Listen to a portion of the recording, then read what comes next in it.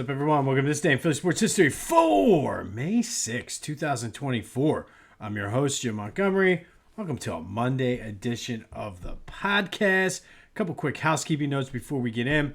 Next week, the schedule is going to be a little wonky. I am going on vacation starting Saturday. So Saturdays, I plan on getting up before we drive to the Outer Banks to record and post everything.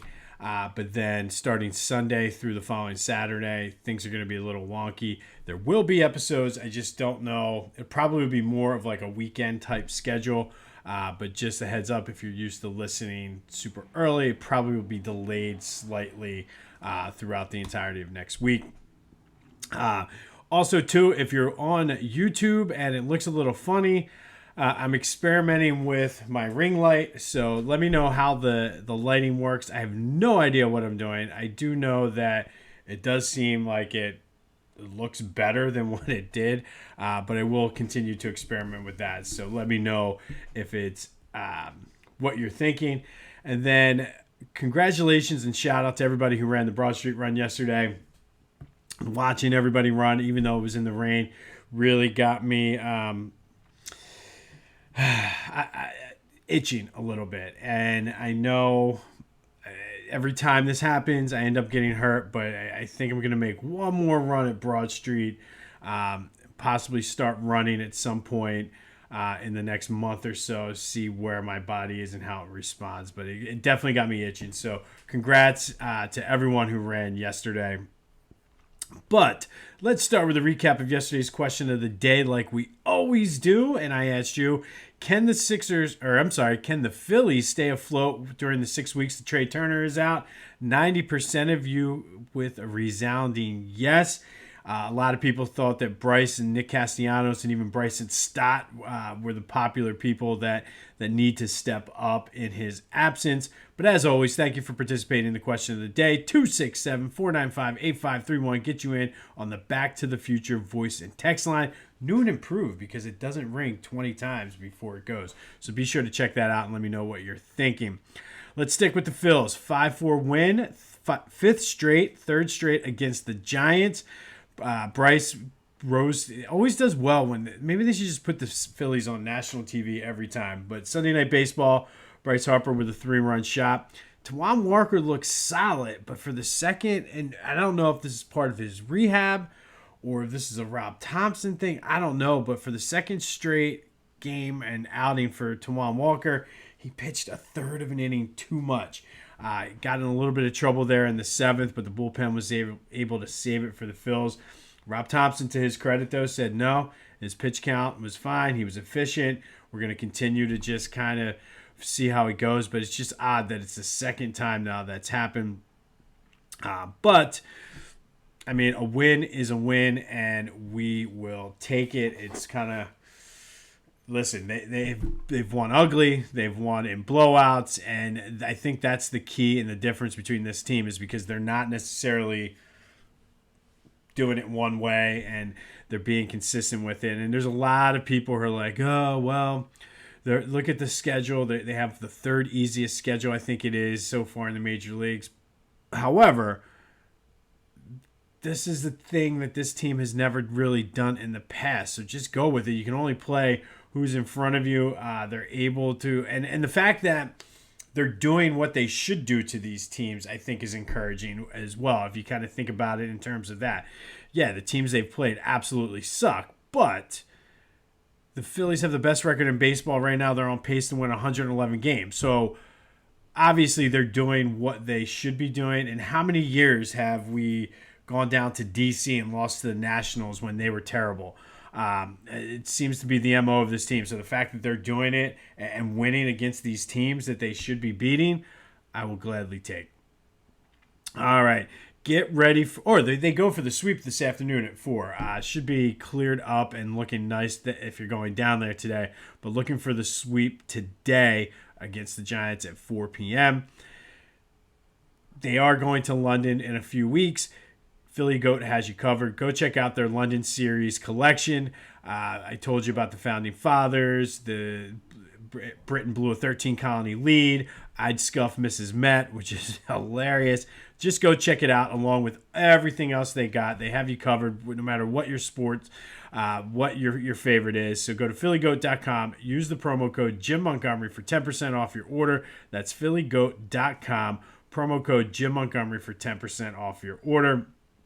Be sure to hit me up on social media, Jimbo_Mont on Twitter and TikTok, at Philly Jimbo on Instagram. Subscribe to the YouTube channel if you have not already. Tell your friends to subscribe as well. Jimbo_Mont. Let's spread the word. Let's grow this thing. Got some good things coming up on the horizon once my day job work schedule sort of dies down a little bit. I have more time to really focus, and just because I have summer hours, I'll have more time to put focus and really get things set up moving forward. If you want information on the Philadelphia Sports Hall of Fame induction ceremony, as far as tickets, whoever the induction class, all the information you need is the link. And if you have a business and would like to sponsor or donate something for the silent auction, hit me up at that as well. Have a meeting with those guys on Wednesday to discuss next steps and see where we are in the planning process. But looking forward to that. All right, we do have a little Sixers news. Daryl Morey is scheduled to speak today. Whether or not he will, we'll see. And truthfully, whether or not he says anything is up for debate, and what he says. I'm not sure what my expectations are. I don't know if I'm expecting him to come. Like, obviously, he's not going to lay out what their plan is, but I'm hoping to get a glimpse of what possibly he could do, what they might be thinking. But let's have a little bit of fun with this. Daryl Morey speaking today at 1. That's today's question of the day. What do you think he's going to talk about? And looking at my list that I compiled, I feel like he could probably talk about all of this. But what's going to be the primary focus? Is going to be that this was a successful season and Joe's injury and how they battled back. Is he going to talk about wanting continuity? And I kind of threw that in there only because Joe brought that up. I was listening back and replaying some of his interview after Thursday's game. And he really did talk about the continuity and not having things consistently in place. And truthfully, he's right. I mean, they have not necessarily stuck with certain things, except for Tobias Harris. But I'm anxious to see, and like, if they can get some guys in here. I don't know if I want Jimmy Butler or Paul George back because they're old. I would like to get some younger guys that have some things to prove. So not sure where that's going to go, but I don't even know if Morey's going to talk about it. Is he going to talk about Tyrese Maxey's growth and extending him? Or is he going to talk about all options are on the table for this offseason and really spur some speculation? 267-495-8531. Get you into the Back to the Future text line. Let me know. What do you think Daryl Morey's going to say? Or is he not going to say much of anything? Which is probably going to be well within the realm of possibilities. Like Jeffrey Lurie is the king of that. Like having a long press conference, but not really saying much. So let me know what you think Daryl Morey is going to talk about today, and we'll have a recap of it tomorrow. 267-495-8531. Get you in on the Back to the Future voice and text line. Be sure to check out my boys at the Clashing Conferences, anywhere you get your podcasts, as well as on YouTube. I'm sure they're going to have a lot to say about the end of last week and the beginning of this week's games. So be sure to check them out. They're doing a good job over there. All right, before we get into some other stuff, this is like a last minute addition that I saw as I was getting dressed this morning on the news. NBC 10 had a report that said a new study found that watching sports in groups is good for your health, your mental health. Obviously, I'm not sure they've watched Sixers games, but I guess watching sports is good for your health. It gives you a sense of community and whatnot. And I guess what they say is true. Misery loves company. I don't know. I just thought that was funny that it's good for your health, because there's times where between the eating, the drinking, and the stress that the teams cause, I feel like I'd lose a couple years watching some of those games, especially that Sixers series. But studies say it's good for your health. Sure, if that's where you want to go with it, let's go with it. It just gives me an excuse to eat wings, drink beer, and get all stressed out. All right. Not really much for. I couldn't find much at all for Eagles camp, so I guess it was really just the rookies coming in and just getting used to the system, getting used to the coaching staff.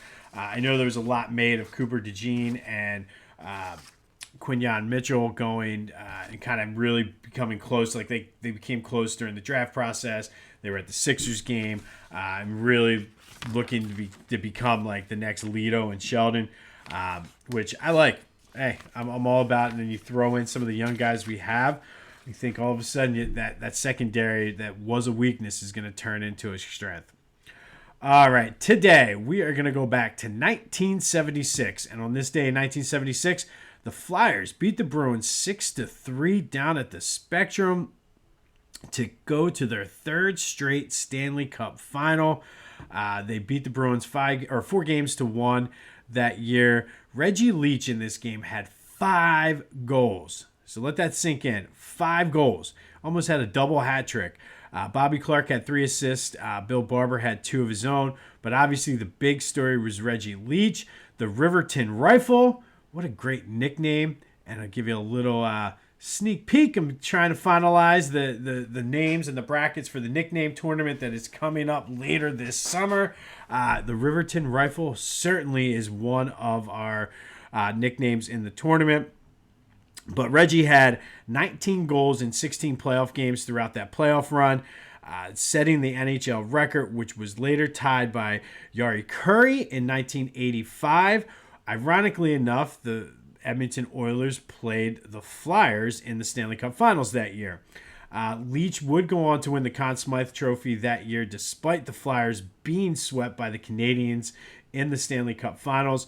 He is one of only 5 one of 5 to win the Conn Smythe as a loser, or on the losing team, and the only non-goalie to win the award.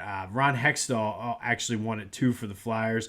As far as I think, the only team that has 2 Conn Smythe winners on a losing effort are the Flyers. But, and I always mention this whenever we talk about the Flyers losing in the Stanley Cup. The Canadiens were on the verge of being a dynasty. So really no shame in getting swept by that Canadiens team. But on this day in 1976, Flyers beat the Bruins 6-3 to clinch their 3rd straight berth in the Stanley Cup. Reggie Leach with 5 goals in the game en route to 19 goals in 16 games, which was later tied by Jari Kurri.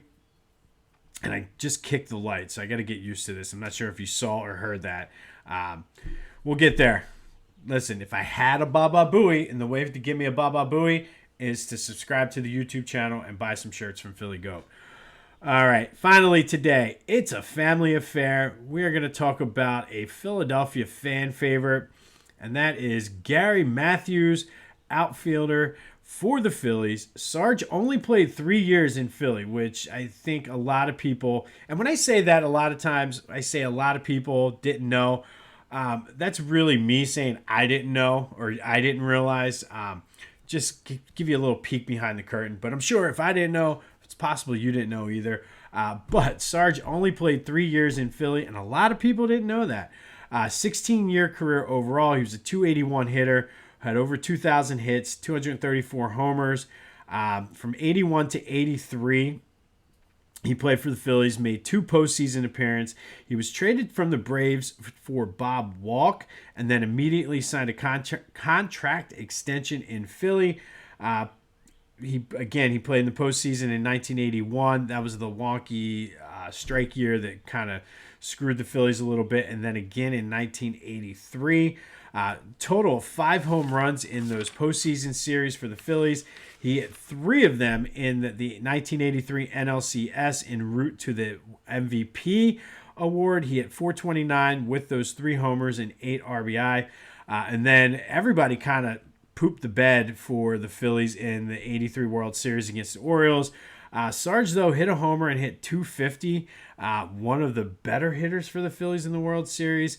He was traded before the 1984 season, though. He would come back to Philly in 2007 and worked as a color color analyst from 2007 to 2013.